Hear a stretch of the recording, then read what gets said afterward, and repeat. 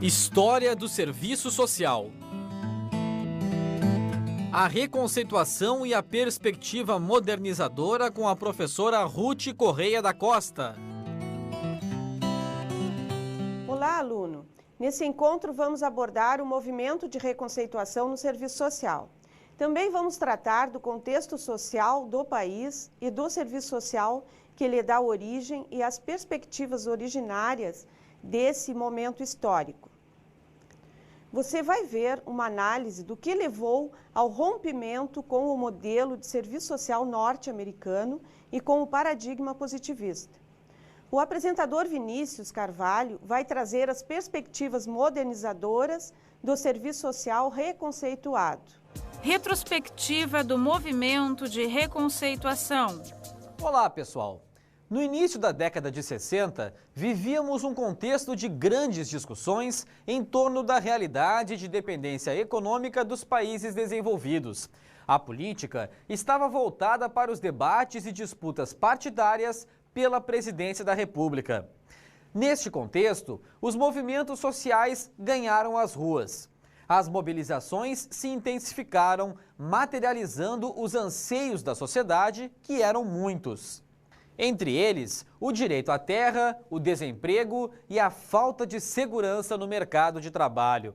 Este ambiente estimulou reivindicações em diversas áreas, tanto urbanas quanto rurais, caracterizando o período pré-ditatorial brasileiro. Nessa época, um dos expoentes que influenciaram a profissão foi o educador Paulo Freire.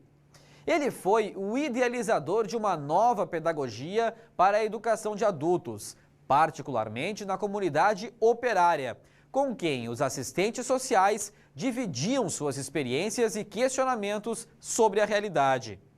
Nesse período, o país estava imerso numa crise entre o poder político e as classes sociais. Este conflito era alimentado pela visão da classe operária que se opunha ao modelo de dominação burguesa e de desenvolvimento da indústria pesada. As contradições geradas por esses modelos originaram entre 1963 e 1964 duas tendências para abordar os conflitos entre as forças políticas da época. Uma delas abrigava as forças democráticas, que pregavam a manutenção das liberdades políticas fundamentais, visando um projeto a médio prazo com apoio do capital nacional privado. A outra tendência se manifestava a favor de um novo pacto com o capitalismo monopolista internacional liderado pelos Estados Unidos. Esse modelo conservador propunha ainda um projeto de curto prazo, mantendo os privilégios e interesses imperialistas e neutralizando as forças democráticas.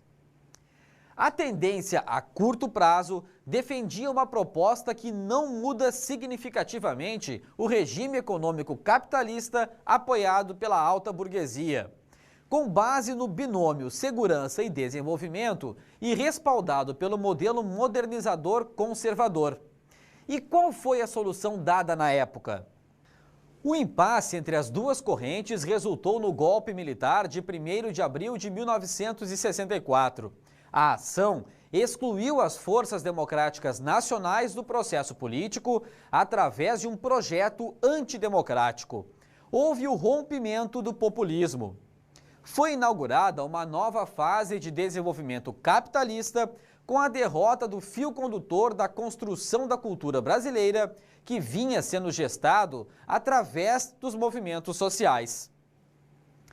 A finalidade do golpe era adequar os padrões de desenvolvimento nacional aos grupos internacionais, neutralizando os protagonistas da Revolução Socialista, então comprometidos com projetos nacional-popular democráticos. No período da ditadura militar, que foi de 1964 a 1985, o Estado passou a ter como finalidade assegurar o modelo de desenvolvimento dependente. Para isso, foi criado um contexto legal e institucional para concentrar e centralizar a produção, além de acumular capital num modelo que privilegiava o mercado estrangeiro e determinados grupos nacionais. Para dar conta desta meta, o regime militar instaurou no país o chamado modelo desenvolvimentista dependente, vinculado a um projeto de modernização conservadora. O referencial político-ideológico era a doutrina da segurança nacional, que consolidava o pacto com o capital monopolista internacional liderado pelos norte-americanos.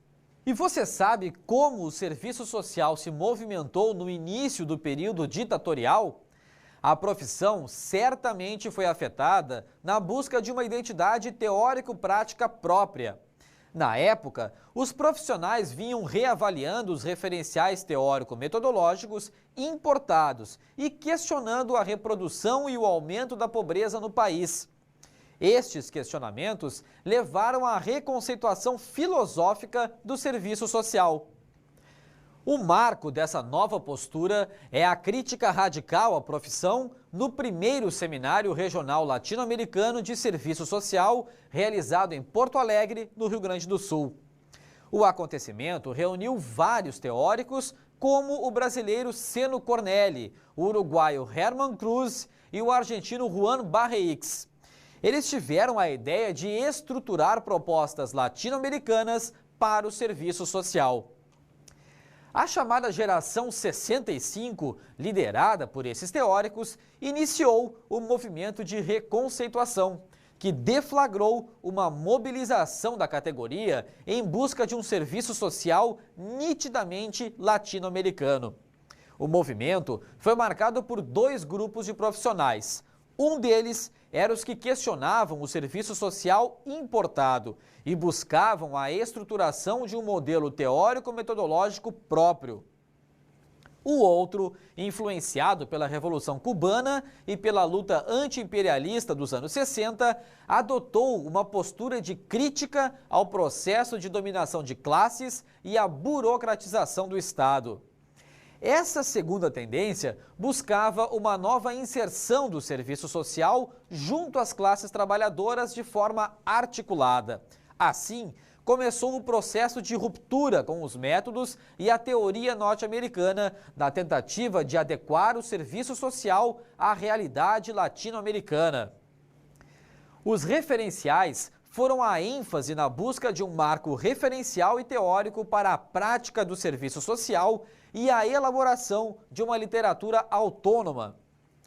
Creio que neste momento você pode estar se perguntando: como o serviço social se articulou a partir dos questionamentos internos e da ideologia proposta pelo governo militar? No período entre 60 e 80, foram identificados dois momentos distintos no processo de reconceituação do serviço social brasileiro.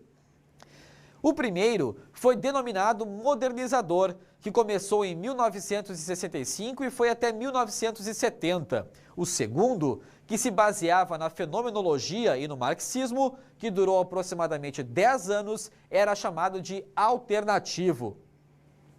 Na década de 80 e também na década de 90, surgiu um terceiro momento. Este, além do Centro Brasileiro de Cooperação e Intercâmbio do Serviço Social e das inquietações do pós-graduação, revela a presença dos organismos ligados à formação profissional. Juntamente com a ABSS, as associações profissionais e, posteriormente, com os sindicatos, além da União Nacional de Estudantes de Serviço Social. Durante o primeiro e o segundo momentos, foram geradas três perspectivas de serviço social: a perspectiva modernizadora, a de reatualização do conservadorismo e a intenção de ruptura com o serviço social tradicional. Momentos e perspectivas geradas durante o movimento de reconceituação. O primeiro momento da reconceituação, denominado modernizador no serviço social, se caracterizou pela crítica à ligação do serviço social com os países dominantes. Esta crítica atacava o modelo importado da Europa ou dos Estados Unidos, que mantinha uma relação com o quadro anterior da profissão e ainda influenciava a base teórico-prático de outras tendências emergentes. Superava, assim, não somente a clássica divisão em 3 métodos, mas a quebra de uma prática tripartida centrada na perspectiva clínica e de microatuação. E ainda alargava o campo de intervenção, incluindo níveis de micro e de macro social. Esse momento foi mobilizado pelo Centro Brasileiro de Cooperação e Intercâmbio em Serviço Social, que promoveu os seminários de Araxá em 1967 e o de Teresópolis em 1970. O referencial modernizador era orientado pelo consenso e o esforço em busca da adaptação do indivíduo à concepção de estado de bem-estar social. Um Estado com autonomia absoluta frente à sociedade civil, situando-se acima dos conflitos sociais e com a responsabilidade de buscar o consenso entre cidadãos. E ainda focando a relação personalidade meio-recurso com a perspectiva de integração social. O segundo momento foi marcado pela influência do marxismo e na fenomenologia. Foi o período que, além da presença do Centro Brasileiro de Cooperação e Intercâmbio em Serviço Social, ficou mais intenso com as inquietações dos programas de pós-graduação em serviço social, manifestadas também através das dissertações e teses de mestrado e doutorado. Esse momento foi marcado pelo Seminário de Sumaré, coordenado pelo Centro em 1978, pela tese de mestrado de Ana Augusta de Almeida em 1977, e também pelo trabalho desenvolvido pela extensão do curso de Serviço Social da PUC de Belo Horizonte, de 1972 a 1975. Este trabalho teve a coordenação de Leila Lima Santos, então professora e coordenadora do curso de Serviço Social. Também no segundo momento ocorreu o ressurgimento dos movimentos sociais e do movimento estudantil no cenário brasileiro. Veio então à tona um dos problemas centrais do movimento de reconceituação, que era a construção de conhecimento por meio do serviço social. Formulações alternativas foram baseadas na dialética estruturalista e marxista e na fenomenologia humanista cristã. A fenomenologia criticava o positivismo e buscava neutralizar o marxismo. Já a perspectiva marxista tentava romper com o positivismo e o neopositivismo, propondo a libertação social e manifestando a opção pela classe oprimida. Os assistentes sociais perceberam que o sistema filosófico positivista apresentava obstáculos. Estes se revelam na incapacidade do sistema em lidar com os fenômenos humanos a partir dos anos de 1960. Este problema se consolidou apesar dos estudiosos terem notado a contribuição de novas correntes de pensamento entre 1920 e 1950, que provocaram uma ruptura epistemológica e uma revolução científica no campo das ciências humanas. Tudo isso evidenciou que os fenômenos humanos são dotados de sentido e significados, são históricos e possuem leis próprias, a partir dos novos sistemas e paradigmas de pensamento, o estruturalismo, a fenomenologia e o marxismo. Os autores voltados para o tema reconceituação, como Mark Lusk, em 88, José Paulo Neto, em 94 e Vicente de Paula Faleiros, em 97, identificaram perspectivas de serviço social, com base na modernização do paradigma positivista e o surgimento da fenomenologia e do marxismo. Neto definiu 3 perspectivas principais. A primeira é a perspectiva modernizadora, que apenas altera o âmbito da intervenção para se adequar às estratégias do desenvolvimento capitalista. É uma crítica ao serviço social tradicional e se caracteriza pela continuidade do eixo positivista, ou o neopositivismo, na forma mais moderna, o modelo estrutural funcional sob a inspiração norte-americana. A segunda perspectiva é definida como reatualização do conservadorismo, que recupera os componentes mais estratificados da herança histórica e conservadora da profissão e os repõe sobre uma nova base teórico-metodológica nova. É uma crítica ao positivismo e busca neutralizar os referenciais da raiz marxista. É inspirada na fenomenologia de tendência irracionalista e subjetiva, de fundo cristão tradicional ou de fundo existencialista, sendo tolerada pela autocracia. E a última perspectiva é denominada como a intenção de ruptura com o serviço social clássico.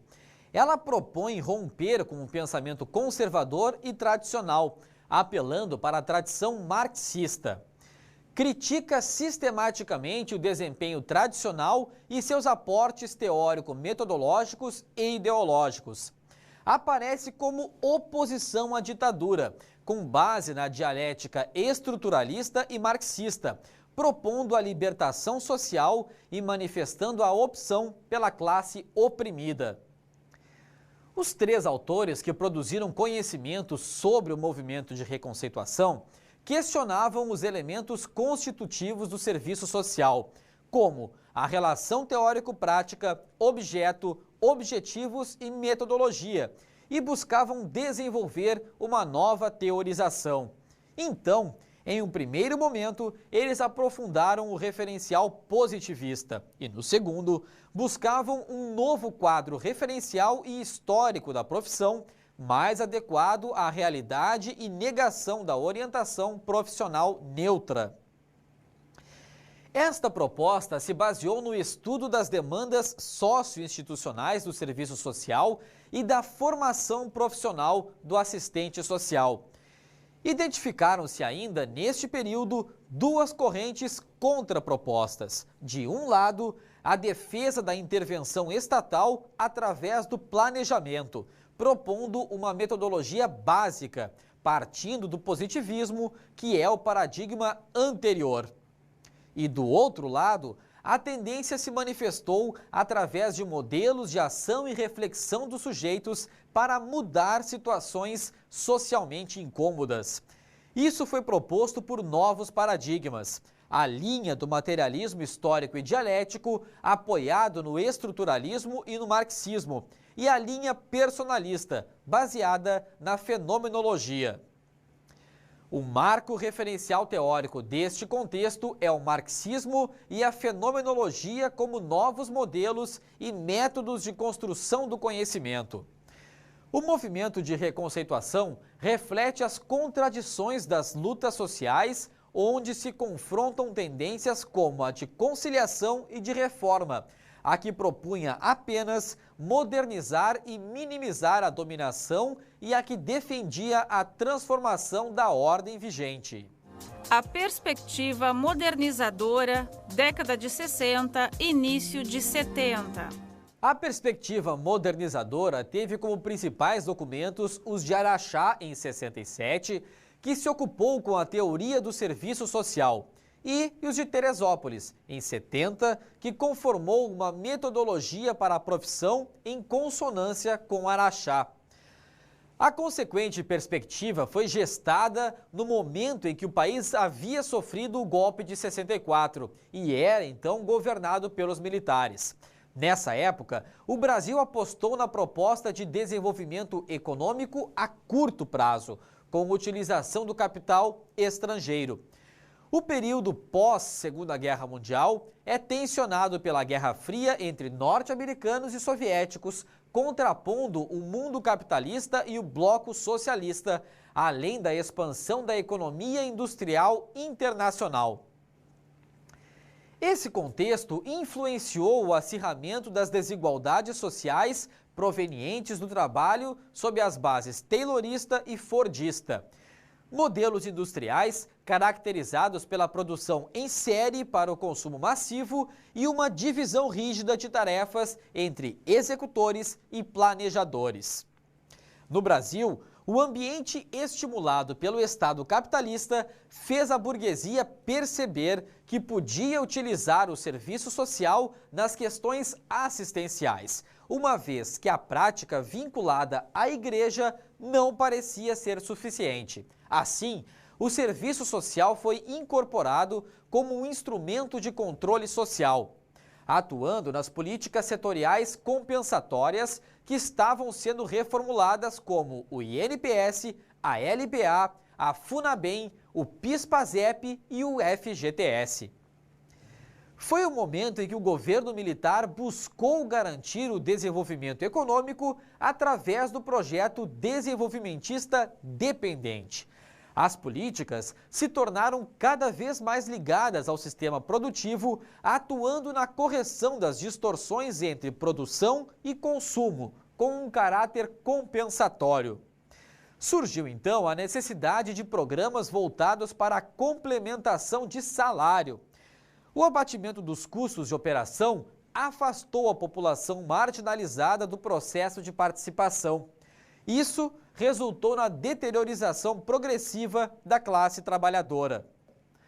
Foi nesse contexto que aconteceu na cidade de Araxá, em Minas Gerais, o Seminário de Araxá, com a presença de 38 assistentes sociais. E em Teresópolis, no Rio de Janeiro, houve o Seminário de Teresópolis, que reuniu 33 participantes de vários estados. Os dois eventos foram promovidos e coordenados pelo Centro Brasileiro de Cooperação e Intercâmbio do Serviço Social e o Comitê Brasileiro de Cooperação e Intercâmbio do Serviço Social.